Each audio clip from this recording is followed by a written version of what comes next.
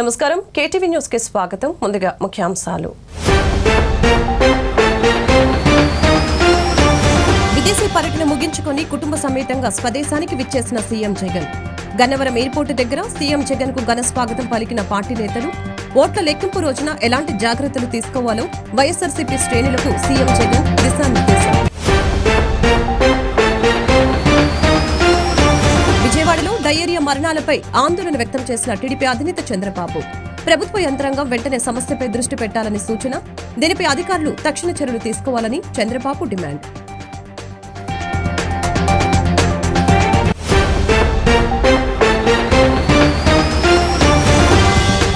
TDP అధినేత చంద్రబాబు విదేశీ పర్యటనను గోప్యంగా ఉంచవలసిన అవసరం ఏముంది అని ప్రశ్నించిన మంత్రి జోగి రమేష్. ఎన్నిసార్లు అడిగినా చంద్రబాబు విదేశీ పర్యటనపై ఎందుకు సమాధానం చెప్పడం లేదని ప్రశ్నించిన జోగి.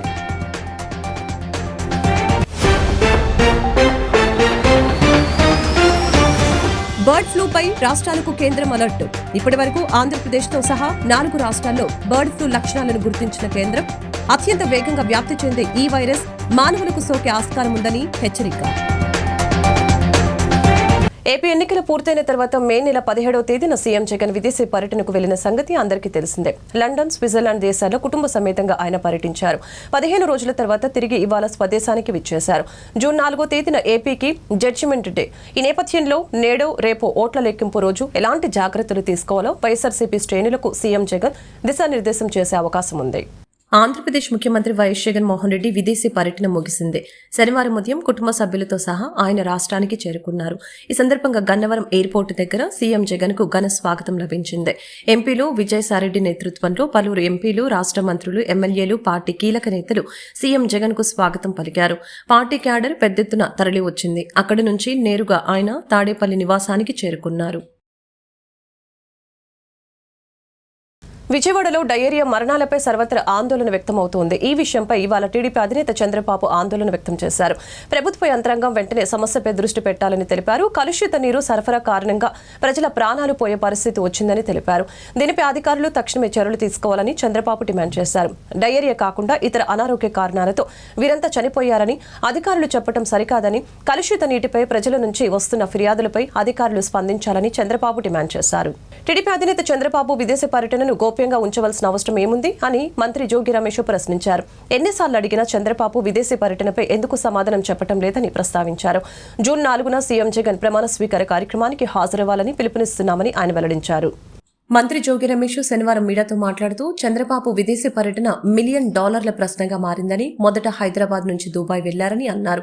ఆ తర్వాత అక్కడి నుంచి ఎక్కడికి వెళ్లారని అన్నారు. వైద్యం కోసం అమెరికా వెళ్లాడని ఎల్లో మీడియా రాసిందని, అబ్బే ఆయన అమెరికా రాలేదని ఆయన పార్టీ నేతలే అన్నారని తెలిపారు. అసలు ఇంత రహస్యంగా ఎందుకు వెళ్లారు, ఎక్కడికి వెళ్లారు అని ఆయన ప్రశ్నించారు. చంద్రబాబుకు ప్రచార పిచ్చి బాగా ముదిరిపోయిందని, ఈ రహస్య పర్యటన వెనక కారణం ఏంటని, దోచుకున్న డబ్బుని దాచుకోవడానికి వెళ్లారా అని ఆరోపించారు. విదేశాల్లో పెట్టుబడులు పెట్టడానికి వెళ్లారో ప్రజలకు చెప్పాలని, ఏ దేశం వెళ్లినా ఒక ఫోటో దిగి పంపించే చంద్రబాబు ఈసారి ఎందుకు ఫోటోలు కూడా పంపలేదని తెలిపారు. తెలుగుదేశం పార్టీ అధ్యక్షుడు చంద్రబాబు ఆయన విదేశీ పర్యటన. చంద్రబాబు నాయుడు విదేశాలకు వెళ్ళాడు. 10 రోజుల తర్వాత తిరిగి వచ్చాడు. చంద్రబాబు నాయుడు విదేశాలకి ఏ దేశం వెళ్ళాడు, ఏ దేశం నుంచి మళ్ళా తిరిగి వచ్చాడనేది పెద్ద $1 మిలియన్ క్వశ్చన్ మార్క్. ఒక ఎల్లో మీడియా పత్రికలోనేమో వైద్య పరీక్షల కోసం చంద్రబాబు నాయుడు విదేశాలకు వెళ్ళాడు. ఒక ఎల్లో మీడియాలోనేమో ఎన్నికల్లో తలమునకలైపోయాడు, సేద తీర్చుకోవడం కోసం, విశ్రాంతి కోసం విదేశాలకు వెళ్ళాడని చెప్పేసి ఒక ఎల్లో మీడియాలో. ఎక్కడి నుంచి వచ్చాడు, పలానా చోట నుంచి వస్తున్నాడు చంద్రబాబు నాయుడు అంటే అది లేదు. శంషాబాద్ ఎయిర్పోర్ట్ లో చంద్రబాబు నాయుడు దిగుతున్నాడు. ఏంటి ఇంత రహస్యం, ఇంత గోప్యంగా ఉంచవలసిన అవసరం ఏంటి అని చెప్పి అడుగుతా ఉన్నాం. మేము ఏదన్నా మాట్లాడితే గగ్గోలు పెట్టే తెలుగుదేశం పార్టీ సోషల్ మీడియా ఇన్నిసార్లు అడుగుతా ఉన్నా కానీ కనీసం సమాధానం చెప్పటానికి కూడా ముందుకు రావట్లేదంటే అసలు దీంట్లో ఉన్న రహస్యం ఏంటి? అసలు ఈ 10 రోజులు ఎక్కడికి వెళ్లారో ఎందుకు చెప్పటం లేదని, ప్రతిపక్ష నాయకుడు కాబట్టి ఆయన పర్యటన గురించి ప్రజలకు అవసరమని తెలిపారు. మా నాయకుడు ముఖ్యమంత్రి వైఎస్ జగన్మోహన్ రెడ్డి లండన్ వెళ్తాడని టైంతో సహా మేము చెప్పామని, మరి చంద్రబాబు పర్యటనపై ఎందుకంత గోప్యత? ఇప్పటికైనా చంద్రబాబు పర్యటన వివరాలను ప్రజలకు వివరించాలని, అవినీతి పరుడైన ఏబి వెంకటేశ్వరరావును టీడీపీ నేతలు అక్కున చేర్చుకున్నారని దుమ్మెత్తిపోశారు. చంద్రబాబు నాయుడు ఏ దేశానికి పోయాడో తెలీదు, ఎక్కడున్నాడో తెలీదు, విశ్రాంతి కోసం వెళ్ళాడో తెలీదు, వైద్య పరీక్షల కోసం వెళ్ళాడో తెలీదు, పెట్టుబడుల్ని ఆకర్షించటం కోసం వెళ్ళాడో తెలీదు, నల్లధనం మొత్తం కూడా తీసుకెళ్లి ఎక్కడన్నా ఏ దేశంలో పెట్టాడో అది తెలీదు, దోచుకున్న డబ్బంతా తీసుకెళ్లి ఏ దేశంలో ఉన్న దాచాడో అది తెలియదు. ఈ పరిస్థితుల్లో హైదరాబాద్ నుంచి బయలుదేరాడు. ఏ దేశం వెళ్ళినా చంద్రబాబు నాయుడు చేసేది ఏంటంటే, ముందు ప్యారిస్ వెళ్ళాడు అనుకోండి, ఆ ఈఫిల్ టవర్ ముందు ఒక ఫోటో దిగుతాడు, ఆ ఫోటో పంపిస్తాడు. లండన్ పోయాడు అనుకోండి, ఆ బుల్లెట్ ట్రైన్ ముందు ఒక ఫోటో దిగుతాడు, ఆ ఫోటో పంపిస్తాడు. ప్రచార పిచ్చి ఉన్న చంద్రబాబు నాయుడు ఏమైపోయావు అసలు 10 రోజులు? ఎందుకు ఇంత దాపరికం? మా జగనన్న, మా జగన్మోహన్ రెడ్డి గారు, మా ముఖ్యమంత్రి గారు లండన్ వెళ్తా ఉన్నాడు, పలానా టైంకి పలానా గన్నవరం ఎయిర్పోర్ట్ నుంచి బయలుదేరుతా ఉన్నాడు, లండన్లో దిగుతా ఉన్నాడు. పలానా టైంకి లండన్లో బయలుదేరుతా ఉన్నాడు, పలానా టైంకి గన్నవరం ఎయిర్పోర్ట్లో దిగుతా ఉన్నాడని చెప్పేసి సమాచారం పోలీసు అధికారులు, ఇంటెలిజెన్స్, మా పార్టీ మొత్తం చెప్తా ఉంటే అసలు మీకెందుకు రా భయం? మీకెందుకు ఇంత ప్రశ్నగా మిగిలిపోవాల్సినంత అవసరం ఏంటి? ఏవియన్ ఇన్ఫ్లుయెన్జా లేదా బర్డ్ ఫ్లూ H5N1 పై కేంద్ర ప్రభుత్వం అప్రమత్తం చేసింది. ఈ ఏడాది ఇప్పటి వరకు 4 రాష్ట్రాల్లో బర్డ్ ఫ్లూ లక్షణాలు గుర్తించింది. ఏపీలోని నెల్లూరు, మహారాష్ట్రలోని నాగ్పూర్, కేరళలోని అలప్పుజ, కొట్టాయం, జార్ఖండ్లోని రాంచీలలో దాని వ్యాప్తిని గుర్తించినట్లు కేంద్రం తెలిపింది. ఈ నేపథ్యంలో పౌల్ట్రీలు, ఇతర పక్షులకి సంబంధించిన అసాధారణ మరణాలు సంభవించడంపై అప్రమత్తంగా ఉండాలని, ఆ విషయాన్ని వెంటనే పశుసంవర్ధక శాఖకు తెలియచేయాలని అన్ని రాష్ట్రాలకు, కేంద్రపాలిత ప్రాంతాలకు కేంద్రం సూచించింది. అత్యంత వేగంగా వ్యాప్తి చెందే ఏవియన్ ఇన్ఫ్లుయెంజా మానవులకు కూడా సోకే ఆస్కారం ఉందని హెచ్చరించింది.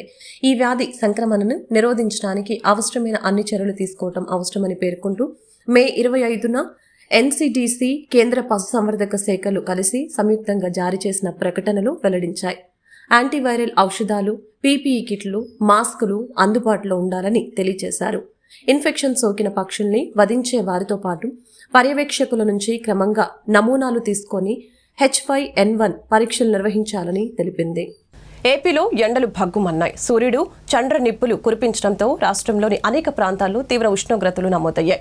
అయితే శనివారం వడగాల్పులు వీస్తాయని, అదే సమయంలో అల్లూరి, ఉభయ గోదావరి, కృష్ణా, ఏలూరు, కోనసీమ జిల్లాల్లో పిడుగులతో కూడిన తేలికపాటి నుంచి మోస్తరు వర్షాలు కురిసే అవకాశం ఉందని ఏపీ ఎన్డీఎంఏ తెలిపింది. శనివారం నాడు వడగాల్పులు వీస్తాయని, అదే సమయంలో అల్లూరి, ఉభయ గోదావరి, కృష్ణా, ఏలూరు, కోనసీమ జిల్లాల్లో పిడుగులతో కూడిన తేలికపాటి నుంచి మోస్తరు వర్షాలు కురిసే అవకాశం ఉందని వాతావరణ శాఖ తెలిపింది. మిగిలిన జిల్లాల్లో అక్కడక్కడ తేలికపాటి వర్షాలు కురుస్తాయని వివరించింది. మరొక పక్క ఏపీలో ఇవాళ కూడా ఎండలు భగ్గుమన్నాయి. సూర్యుడు చంద్ర నిప్పులు కురిపించడంతో నేడు రాష్ట్రంలోని అనేక ప్రాంతాల్లో తీవ్ర ఉష్ణోగ్రతలు నమోదయ్యాయి. అత్యధికంగా పల్నాడు జిల్లా వినుకొండలో 45.9 డిగ్రీల సెల్సియస్ ఉష్ణోగ్రతలు నమోదయ్యాయి. ప్రకాశం జిల్లా పుల్లల చెరువులో 45.4 డిగ్రీలు, ఎన్టీఆర్ జిల్లా నందిగామలో 45.3, గుంటూరు జిల్లా ఫిరంగిపురం, తుళ్లూరులో 45 డిగ్రీల సెల్సియస్ ఉష్ణోగ్రతలు నమోదయ్యాయి. ఆదివారం నుంచి 3 రోజుల పాటు రాష్ట్రంలో వర్షాలు కురిసే అవకాశం ఉందని, ఉష్ణోగ్రతలు తగ్గొచ్చని వెల్లడించింది. రికార్డు స్థాయిలో దుర్గగుడి ఆదాయం వివిధ టికెట్ల రూపంలో మొత్తం 38,53,664 రూపాయల ఆదాయం సమకూరింది. 500 రూపాయల టికెట్ల ద్వారా 9,82,500 రూపాయల ఆదాయం సమకూరింది. 300 టికెట్ల విక్రయం ద్వారా 4,17,000 రూపాయల ఆదాయం సమకూరింది. 100 రూపాయల టికెట్ల అమ్మకం ద్వారా 6,26,200 రూపాయల ఆదాయం సమకూరింది. కేశ ఖండన టికెట్లు 3,444 మంది, 56,986 లడ్డూ ప్రసాదం 27,683, పులిహోర 10 రూపాయల టికెట్లు విరాళంగా ద్వారా 2,51,999 రూపాయలు సమకూరినట్లు ఈవో రామారావు తెలిపారు. దసరా ఉత్సవాలు, పర్వదినాల్లో ఆదాయం పెరగడం సర్వసాధారణం. సెలవు రోజుల్లో సైతం దర్శనం టికెట్లు, ప్రసాదాలు, ఇతర సేవల ద్వారా ఆదాయం అమ్మవారి గత 3 రోజులుగా క్రమంగా పెరిగింది. జూన్ 2తో ముగియనున్న ఉమ్మడి రాజధాని అంశంపై రాష్ట్రంలోని అధికార ప్రతిపక్ష పార్టీలు ఇప్పటికైనా మాట్లాడాలని సిపిఐ రాష్ట్ర కార్యదర్శి రామకృష్ణ సూచించారు. నేటికి ఉమ్మడి ఆస్తులు పంపకం జరగలేదని, కేంద్రంలోని మోడీ ప్రభుత్వం విభజన చట్టంలో ఏ అంశాన్ని పూర్తి చేయలేదని తెలిపారు. కాబట్టి ఏమంటే ఒకవైపేమో హైదరాబాద్ ఉమ్మడి రాజధాని మనం కోల్పోతున్నామనే బాధ అవునన్నా కాదన్నా మన ఆంధ్ర రాష్ట్ర ప్రజల్లో ఇంతో ఉంది. మరి అదే సందర్భంలో దానికంటే ఎక్కువ బాధాకరమైన అంశం ఏమంటే ఇవాళ తెలంగాణ రాష్ట్రానికి ఆంధ్ర రాష్ట్రానికి ఏవైతే ఆస్తులు ఉన్నాయో ఉమ్మడి ఆస్తులు, ఆ ఉమ్మడి ఆస్తుల పంపకం ఇప్పటికి కూడా సక్రమంగా జరగలేదు. అటు కేంద్ర ప్రభుత్వం కానీ, ఇటు ఆంధ్రప్రదేశ్ ప్రభుత్వం కానీ, అటు తెలంగాణలో ఉన్న ప్రభుత్వం కానీ సకాలంలో సరైన చర్యలు చేపట్టి దానికి టైం కేటాయించి అది ఆస్తులు ఉమ్మడి ఆస్తులన్నీ కూడా పంపకాలు చేసుకుంటే చాలా బాగుండేది. అది జరగలే. తర్వాత రెండోది, కేంద్రంలో అధికారంలో ఉన్న ప్రభుత్వం ఈ 10 ఏళ్ల కాలంలో మన రాష్ట్రానికి పూర్తిగా అన్యాయం చేసింది. నరేంద్ర మోడీ ప్రభుత్వము 2014 ఎన్నికల్లో ఏదైతే చెప్పారో చెప్పిన ఒక్కటి కూడా అమలు చేయలే. ఏపీ రియాక్షన్ మన రాష్ట్ర విభజన బిల్లులో పొందుపరిచిన అంశాలు ఒక్కదాన్ని కూడా సమగ్రంగా అమలు చేసిన పాపాన పోలే. దేశంలో మంచి పరిణామాలు సంభవిస్తూ ఉన్నాయని, మోడీ ప్రభుత్వం గెలవటం లేదని అంచనాలు రావటం శుభ పరిణామమన్నారు. విజయవాడ దాసరి భవన్లో మీడియాతో మాట్లాడిన ఆయన, మూడోసారి అధికారంలోకి వస్తున్నామని మోడీ మైండ్ గేమ్ ఆడుతున్నారని వ్యాఖ్యానించారు. ప్రజలపై విద్యుత్ సర్దుబాటు ఛార్జీలు భారం మోపితే ఆందోళన తప్పదని సిపిఎం రాష్ట్ర కార్యదర్శి వర్గ సభ్యులు సిహెచ్ బాబురావు హెచ్చరించారు. 10,000 కోట్ల రూపాయల విద్యుత్ సర్దుబాటు ఛార్జీల భారం మోపే ప్రతిపాదనను విద్యుత్ నియంత్రణ మండలి తిరస్కరించాలని డిమాండ్ చేశారు. విద్యుత్ రంగాన్ని బడా కంపెనీలకు కట్టపెడుతూ నెల సర్దుబాటు ఛార్జీల భారాన్ని మోపే విధానాలు మోడీ ప్రభుత్వం అవలంబిస్తుందని మండిపడ్డారు. విజయవాడ సెంట్రల్ నియోజకవర్గంలో సిపిఎం నేతలతో కలిసి ఆయన పర్యటించారు. ఎన్నికల్లో ఓట్లు వేసిన ప్రజలకు ధన్యవాదాలు తెలిపారు. కార్యకర్తల్ని అభినందించారు. ఈ సందర్భంగా బాబురావు మాట్లాడారు. 10,000 కోట్ల రూపాయల విద్యుత్ సర్దుబాటు ఛార్జీలు భారం మోపి ప్రతిపాదనను విద్యుత్ నియంత్రణ మండలి తిరస్కరించాలని డిమాండ్ చేశారు.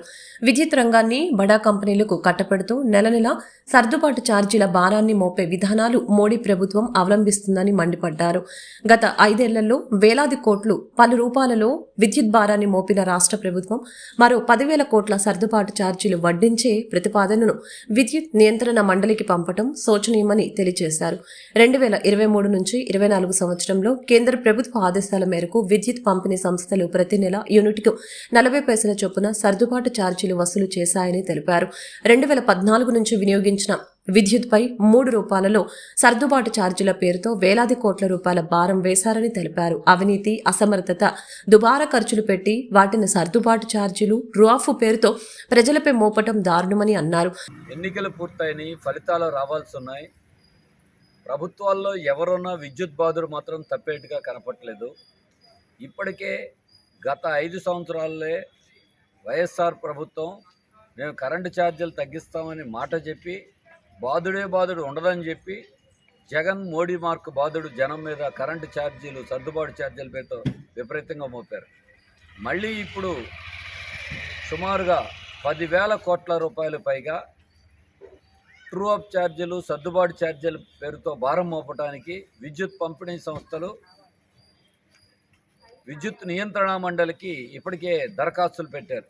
అంటే ఎన్నికల వరకు కప్పిపుచ్చి ఎన్నికలు అయిన తర్వాత రేపు జనం మీద భారం వేయటానికి సిద్ధమవుతున్నారు.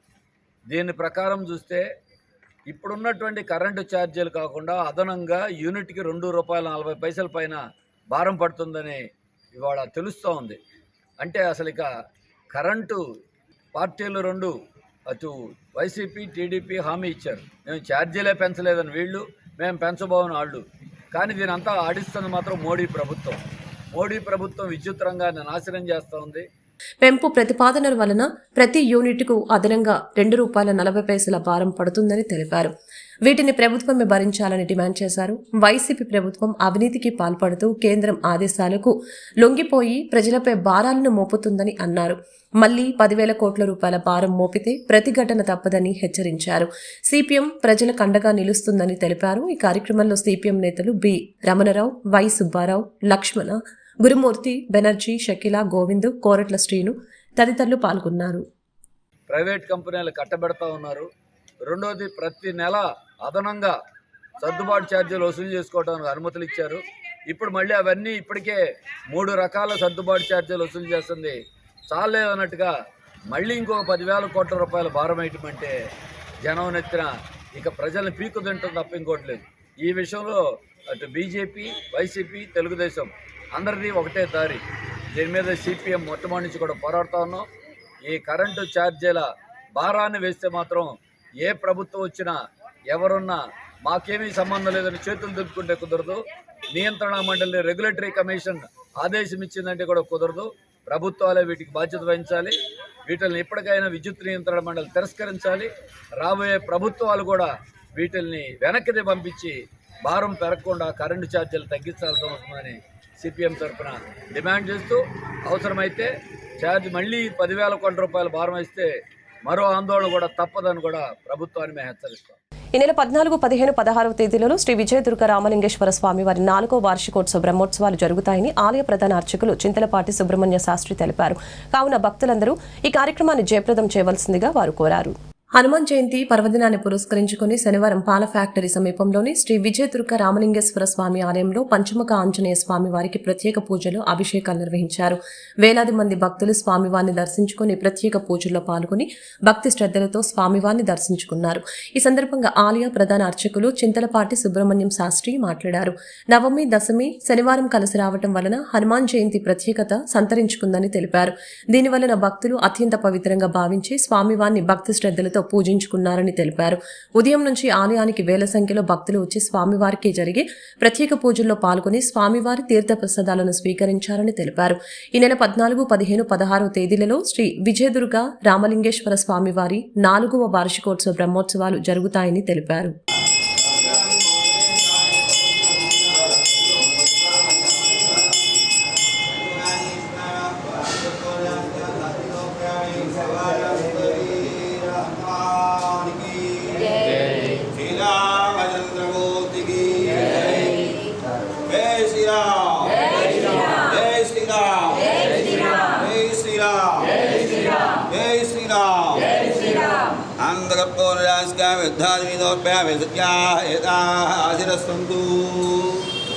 ఈరోజు చాలా హనుమత్ జయంతి, చాలా ప్రశస్తమైన రోజు. స్వామివారి యొక్క జననం కలిగినటువంటి స్థిరవారం అంటే శనివారం నాడు ఆయన పుట్టాడు. అటువంటి రోజునే హనుమత్ జయంతి రావడం చాలా విశేషం. అందులో నవమితో కూడిన దశమి వాడ. నవమి శ్రీరామచంద్రమూర్తి వారికి అత్యంత ప్రీతమైంది. దశమి ఆంజనేయ స్వామి వారికి జన్మ యొక్క స్థితి. ఈ రెండు కలిసి రావడం చాలా విశేషం. అందులో ఈ శనివారం నాడు హనుమత్ జయంతి చేస్తే అత్యంతమైనటువంటి శరీర ఆరోగ్యం బాలేని వాళ్ళకి, భూత పేత పిచాచాలు పట్టిన వాళ్ళకి, అట్లాగే శనివారం నాడు హనుమత్ జయంతి చేస్తే స్వామివారికి సకల కార్యములన్నీ కూడా సిద్ధిస్తాయి. ఏళ్ళనాడు శని దోషాలు పోతాయి. ఇవాళ రోజున హనుమత్ జయంతి చేసుకోవడం చాలా విశేషం. ఈ హనుమత్ జయంతి నాడు మనం స్వామివారికి ప్రాతకాలంలో పంచామృతాభిషేక కార్యక్రమాలు చేసుకున్నాం. ఇప్పుడు తోమలపాకులతో అర్చన, భక్తజనంతో అంతా శ్రీరామ శ్రీరామ అని రాసి నామకోటితో స్వామివారి పునీతమైనారు. ఇవాళ ఈ హనుమత్ జయంతి నాడు అత్యంత వైభవమైన ఈ కార్యక్రమాన్ని జరుపుకోవడం మనందరికీ కూడా శుభదాయకం. వేలాది మంది భక్తులుగా స్వామివారిని దర్శించి ఇవాళ ఈ హనుమత్ జయంతిని అత్యంత వైభవంగా జరుపుకున్నారు. భక్తులందరూ కూడా సర్వే జన సుఖినో భవంతున్నట్టుగా భక్తులందరూ కూడా సుభిక్షంగా ఆనందంగా ఉండాలని కోరుకుంటూ మన యొక్క శ్రీ విజయదుర్గ రామలింగేశ్వర పంచముఖాంజనేయ స్వామి దేవస్థానం పాలపేట ఎదురుగా భీమనవారిపేట ఇక్కడ అత్యంత వైభవంగా రేపు వచ్చే నెల ఈ యొక్క జూను 14, 15, 16 తారీఖుల్లో స్వామివారి వార్షికోత్సవం, చతుర్థ వార్షికోత్సవం అత్యంత వైభవంగా జరుగుతుంది. వార్తలు ముగించే ముందు ముఖ్యాంశాలు మరొకసారి. విదేశీ పర్యటన ముగించుకొని కుటుంబ సమేతంగా స్వదేశానికి విచ్చేసిన సీఎం జగన్. గన్నవరం ఎయిర్పోర్టు దగ్గర సీఎం జగన్ కు ఘన స్వాగతం పలికిన పార్టీ నేతలు. ఓట్ల లెక్కింపు రోజున ఎలాంటి జాగ్రత్తలు తీసుకోవాలో వైఎస్ఆర్సీపీ శ్రేణులకు సీఎం జగన్ దిశానిర్దేశం. విజయవాడలో డయేరియా మరణాలపై ఆందోళన వ్యక్తం చేసిన టీడీపీ అధినేత చంద్రబాబు. ప్రభుత్వ యంత్రాంగం వెంటనే సమస్యపై దృష్టి పెట్టాలని సూచన. దీనిపై అధికారులు తక్షణ చర్యలు తీసుకోవాలని చంద్రబాబు డిమాండ్.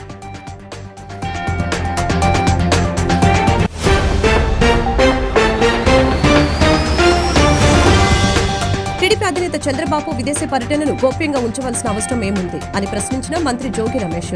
ఎన్నిసార్లు అడిగినా చంద్రబాబు విదేశీ పర్యటనపై ఎందుకు సమాధానం చెప్పడం లేదని ప్రశ్నించిన జోగి.